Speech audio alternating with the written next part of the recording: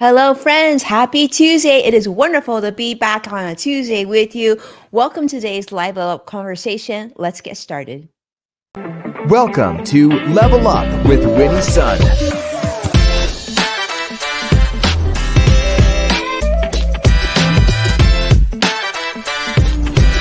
Award-winning financial pro. Get ready. Level Up with Winnie Sun. Well, hello, friends. I'm Winnie, your host and award-winning financial pro, a Forbes contributor, and a CNBC Council member and contributor as well. It is wonderful to be streaming here live with you, and hopefully you're having a great week so far. Definitely jump in, introduce yourself, let me know how your week is going. Let's start off and let you know how the market's doing. The Dow is currently down 79 points. Nasdaq's up about 178, 180 points now. S&P 500 is also in the positive, up 21 points. We've got a little bit more than 30 minutes left before the market closes today. So we'll hopefully some better news ahead. But as we look towards the election next week, well, I think we can all agree that there's going to be volatility in life as well as the financial markets. So as you've seen, Nasdaq is hitting a record high once again. Tech stocks have been making a not all, but many tech stocks are actually doing pretty well today, and we'll kind of keep a eye on what's happening later this week. But there's so many big financial business stories that I want to share with you, and one of the ones that's coming out is the story coming out of Oracle. Now, Oracle is a company we probably haven't talked about as much on this show, but they have some pretty great news coming out from CNBC reporting. Ashley Kaput talking about their new AI enhanced EHR launch. So this is a newly introduced electronic health record, or EHR system, which is going to have advanced cloud and AI features designed to simplify and speed up clinical workflows, which, as you know, is a major thing when you are getting healthcare, and especially if you work in the healthcare industry. So this is a major update following Oracle's whopping $28 billion acquisition of Cerner, which occurred in 2022. So they're saying that this is going to cause and allow for more simplified access with voice commands. And the systems will now allow your doctors to ask questions verbally, which eliminates complex menus and even having to type. This is going to allow doctors to find information a lot more quickly, which will hopefully enhance patient care by reducing time spent on record navigation. I think this is definitely one of the highlights of this AI revolution. So, AI powered assistance is going to feature AI generated patient summaries, even clinical notes, and context specific recommendations, which they say the EHR generates using data from medical histories and validating databases as well.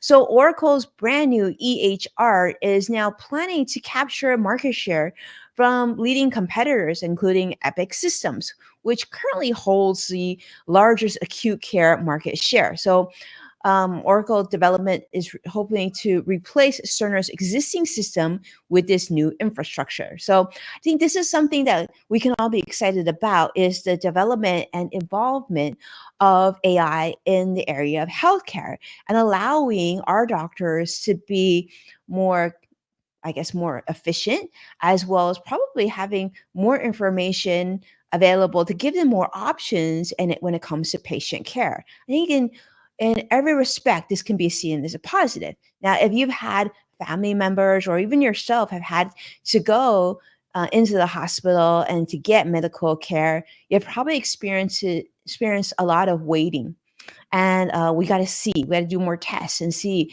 And so with those tests, with this information, hopefully, and with the data collection and people scanning resources and studies and test cases, that our medical professionals will be able to get us the care that we need, hopefully more quickly, more accurately, and get us back to feeling good again. Well, in addition to that, let's talk about more tech news because this next story I thought is very interesting. I think it's going to be impactful for many of you who are joining me live today. And first off, want to say a big welcome, of course, to CrossX Fighter joining us on YouTube Live. Definitely always grateful for you being here and never take it for granted. And thank you so much, Joshua, for making the time. But let's talk about Google. Google has a new ad verification system that I think could actually really make some changes when it comes to small businesses and the way that we advertise. This is being shared on Yahoo Finance by May Anderson. So, Google Ads, as you know, does require verification, but starting November 21st, only businesses who have a verified Google business profile are actually going to be eligible to run local service ads. Now, this change they're hoping that will improve ad authenticity and, of course, to reduce fraud. And then we can think that we agree that would be a win-win for all of us. So Google Local Services ads is hoping to help small businesses appear at the top of search results so that those who are unverified businesses actually could face visibility challenges or just not being seen at all if unaware of the new requirements. So, this verification process, let's talk about that. So, businesses are going to be required to claim or update their Google business profile. Now, we're going to have to verify it through options such as phone, email, or video, and of course, provide details on things such as licenses, insurance, and business verification and registration. So, the change really affects businesses in Europe, the Middle East, Africa, and of course, selected businesses here in the United States and Canada. This is as of Google's most recent announcement. I'm guessing this will probably trickle down to other parts of the world, but so far, this is what we know. So, Google's verification process is said to be able to take about 7 business days. So, if you do advertise your business on Google and you rely on a lot of business traffic from Google, definitely something for you to take a look at probably sooner rather than later. So that way you have time to get the verification process taken care of. Now, businesses that pass verification, of course, will then receive confirmation from Google. And as for businesses with profile discrepancies, for example, your name or your address, there's mismatches.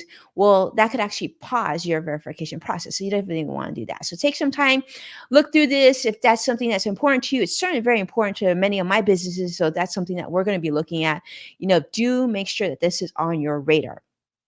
Speaking of things that are should be on your radar, another change that's occurred and has been sort of showing some softness perhaps in the business financial hiring markets is here in the United States, the labor market has seemed to be cooling. And this is being reported by Yahoo Finance, Josh Schaefer, talking about how job openings here in the US has decreased to a little bit more than 7.4 million in the month of September. Now, this is the lowest it's been since 2021 in January.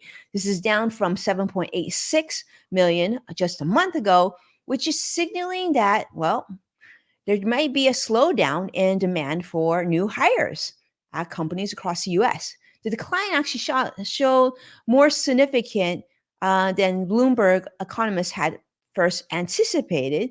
They actually had forecasted about 8 million job openings, but certainly that's less than that.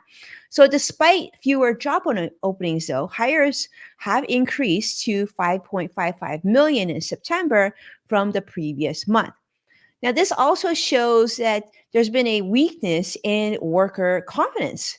In fact, the quits rate, which is sort of a measure of how you and I feel about working conditions, working confidence, this actually dipped to 1.9% just recently as well, which indicates reduced job mobility and, of course, potentially fewer alternative job opportunities. So a steady decline in the quits rates aligns with sort of the slower wage growth, reducing inflationary pressures linked to wage increases. This is according to Oxford Economics. So we'll see how that goes. The year's not over, but typically there is some softness in the end of the year. There's just what in the financial industry, a lot of us know the end of the year to also be layoff season as companies have to realign and to build justified earnings, and make sure that we meet their annual sort of financial goals, if you will. All right, well, let's continue. Speaking of confidence, we want to talk about consumer confidence because this has actually rapidly increased, believe it or not, because as we mentioned just a while ago, and you probably know, unless you've been sitting under a rock, that next week is a historical election period. Well, AP News is talking about, Associated Press is talking about how consumer confidence indexes have shown a considerable surge. In fact, the conference board has reported a significant rise in consumer confidence, with the index jumping from 99.2 to over 108 now in October, marking the largest boost since March of 2021. So Americans are like there's a lot of positivity here. Americans' expectations for their finances, their job prospects, and even their business conditions have risen over quite a bit. Their I guess their view over the next 6 months, they're feeling very positive. So the number of consumers expecting a recession in the next year definitely fell, which reached its lowest point since July of 2022, which just shows the growing optimism that you and I have, Americans have, with current business conditions. Consumers really feel like the economic conditions are increasing and things are getting a little bit better. And hopefully you feel that way too. And you're feeling more positive as we go into the holiday season. I mean, I love to hear that. I'm hoping that we continue to hear this and more people feel this way as well. Now, speaking of Yahoo Finance, I want to share another story from Yahoo Finance as well as Fortune, talking about, recently we reported about how at JPMorgan Chase, there was this whole TikTok video streaming trending thing where people were talking about how you could go to their ATMs and withdraw large sums of cash using these counterfeit checks. Well, it was funny until it wasn't funny, right? And we warned you on the show not to do it. And especially if you have loved ones and kids who are big on TikTok trends, always warn them. Like a lot of these things sound too good to be true. And just because it does work doesn't mean it's something you need to jump into. So Eleanor Pringle is reporting on this that this ATM glitch has now turned into fraud cases because JP Morgan Chase is not messing around. They're going to be pursuing legal action against customers accusing those who exploited a technical glitch of the ATMs, allowing them to withdraw these larger sums of money of cash using these, fake checks. Well, they're not going to have to pay because this sort of infinite money glitch, which gained traction over social media this past summer, allowing people what they call AKA free money by manipulating Chase's systems. Well, now this is going to be a big deal. Legal action is taking place in multiple cities.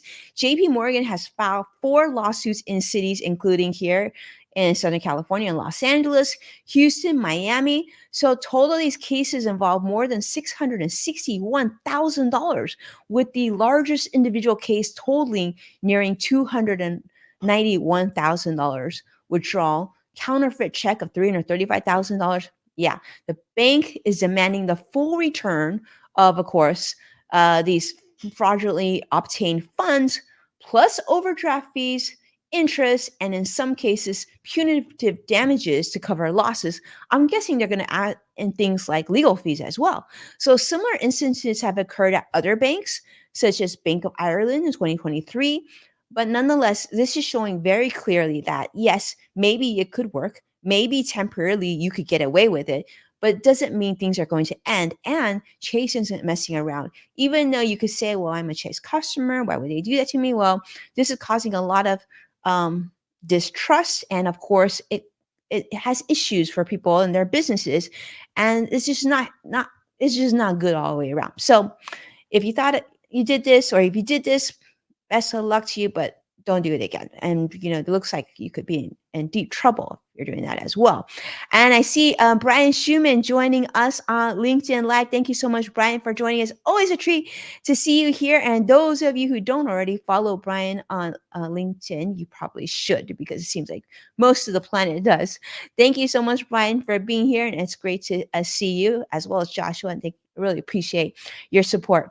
Now, let's continue on because we want to talk about this. Now, this is something you definitely want to pay attention to because I know many of you will probably be traveling around the holidays, and some of you might be getting on an airplane as well. If not this year, maybe next year. And you want to be paying attention to this because this is some good news. This is being shared on the New York Times by Christine Chong, talking about a new rule for airlines and when it comes to major flight disruptions. Now, effective as of October 28th, which I believe was yesterday, there will now be automatic refunds for disruptions. The U.S. Department of Transportation, or DOT, is now requiring that airlines issue automatic refunds for significant flight delays, cancellations, or major schedule changes. Now, what's the definition of a significant delay, you ask? Well, this is being defined as a delay of over 3 hours for domestic flights and over 6 hours for international flights, providing some sort of consistency across airlines. Now, passengers will automatically receive refunds in their original form of payment within 7 days. For credit card purchases, we like the sound of that for sure, and 20 days for other payment methods. Now, passengers can claim refunds if they are downgraded, face unexpected airport challenges or changes, or lose paid services like Wi Fi or even C selection. There's additional refund scenarios for you as well. And baggage delay refunds, also a thing.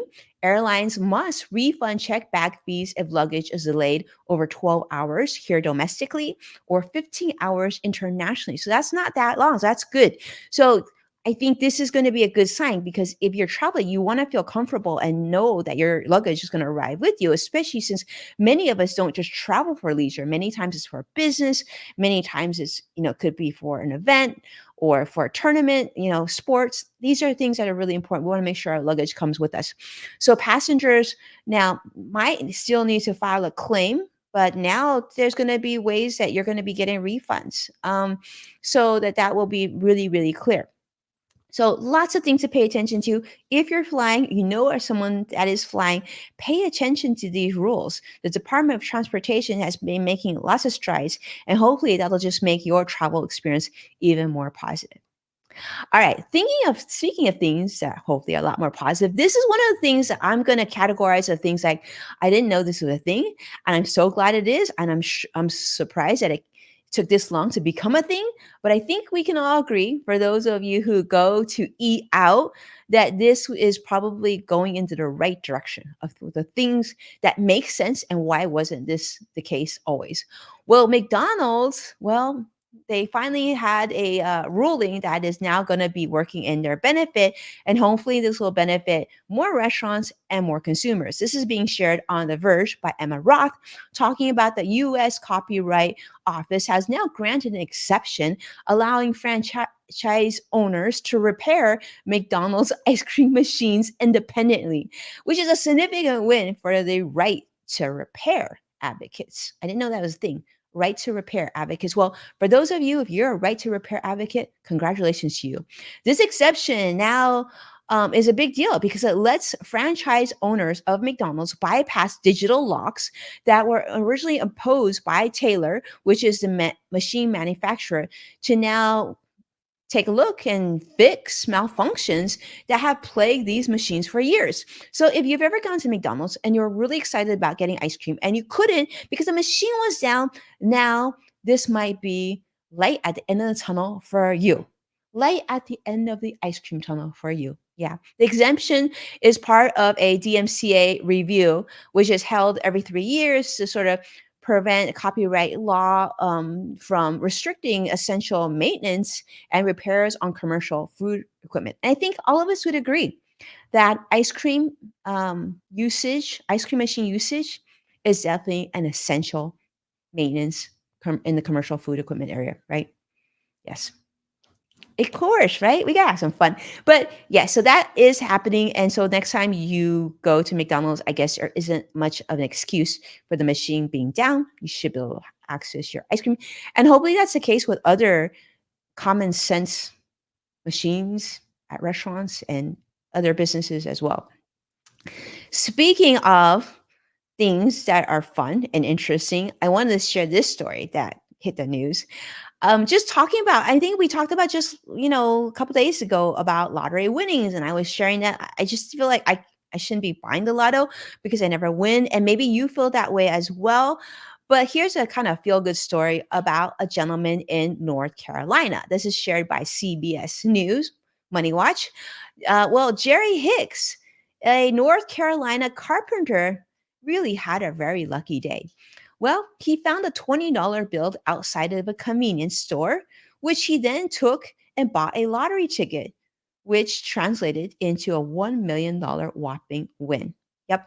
He bought a extreme cash scratch off ticket at a speedway in Boone, North Carolina, after his usual lottery ticket was unavailable. So with this, his win offered the game's top prize. So after 56 years of work, well, he plans to retire, help his children, and he's going to celebrate with a meal at the Golden Corral.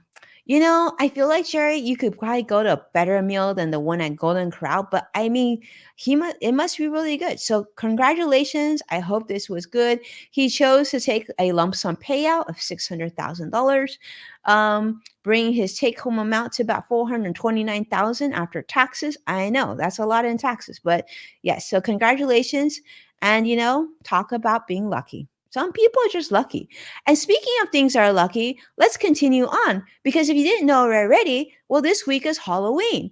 And so, for those of you who maybe haven't gotten your Halloween candy yet to give out, this is something that should be on your radar because CNN has shared, well, the cost of chocolate has, I guess, been squeezed by high cocoa prices and therefore is becoming more expensive and has led to a reduction in chocolate production. And so, because of this chocolate shortage, which is we can all agree is a very big deal, due, of course, largely due to extreme weather in West Africa, which supplies, interesting note, 70% of the world's cocoa.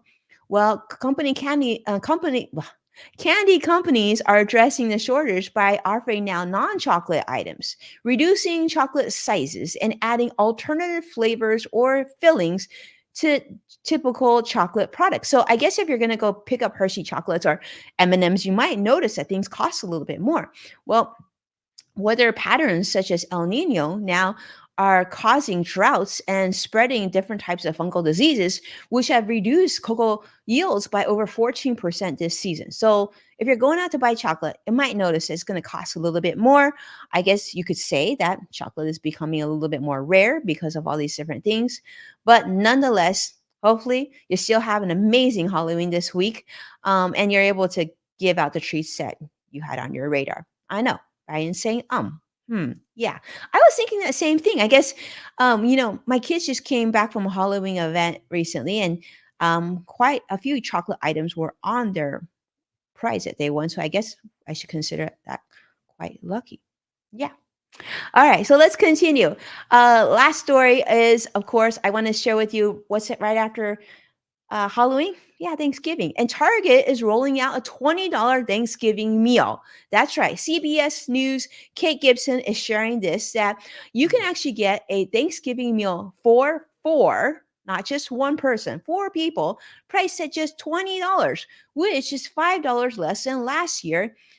So they're hoping to make holiday meals more affordable for families who have faced inflation concerns. Now, the meal is going to include a whole bunch of cool things, such as a frozen turkey, potatoes, canned green beans, cream of mushroom soup, stuffing, mixed jarred gravy. And so they really want to cater to customers seeking budget-friendly holiday options. So if you're worried about how you're going to make things work this holiday for Thanksgiving, definitely take a look at Target and maybe, check it out. Maybe, I don't know if you have to get on a list or you have to order it early, but this is part of Target's broader holiday strategy which includes special deals through Target Circle 360, and of course, other stores such as Aldi and Walmart. They're also going to try and do things like this as well. And Sam's Club is offering a pre-cooked meal for 10, available for under $100. So I guess less than $10 per person. And this is just going to give even more competition for the retailers this holiday season, trying to capture holiday spending. So yes, so if you're looking for different uh, values and opportunities, just know that these things are available for you out there. You just got to go out there and take a look and see what could help you and maybe stretch your holiday budget just that much farther and maybe have a delicious meal as well. If you decide to take advantage of one of these meals, definitely report back. Let me know. Did you enjoy it? Did you not enjoy it? For us at my house, we're probably not going to partake in one of these deals only because, financial person. We planned early, and so we've already got our meal planned out. We got some of the things on sale ahead of time, so it's already in the fridge or freezer. So we're good to go there. All right, let's take a look at the market. Currently, the Dow is down 107 points. Nasdaq's up though, still 181 points. S&P 500 also up 20 some points currently. Market's got about 10 minutes to go here, so hopefully we see some positivity continue on in Nasdaq and S&P 500. I'm not sure if the Dow will come back up, but that's okay. There's still many days ahead. And with that, thank you so much, my friends, for being a part of today's Level Up. It is a treat to have you here. So many of you on all different platforms. Definitely hit that like button and subscribe to stay updated on all the latest content. And of course, if you want to watch past full episodes of Level Up, check out NASDAQ and Amazon Fire, Samsung, LG, Roku, and of course, all the latest are also on the streaming platforms that you're on currently, the different social media platforms that you're on. And when sharing your show or my show or our show together, thank you so much for tagging at Winnie Sun. I've seen your support and I can't tell you enough how much I appreciate you for doing that. And definitely listen to Yes Factor with Winnie Sun on Apple Podcasts or wherever you tune in. With that, be well, and I'll see you again this week. Take care now. Bye-bye.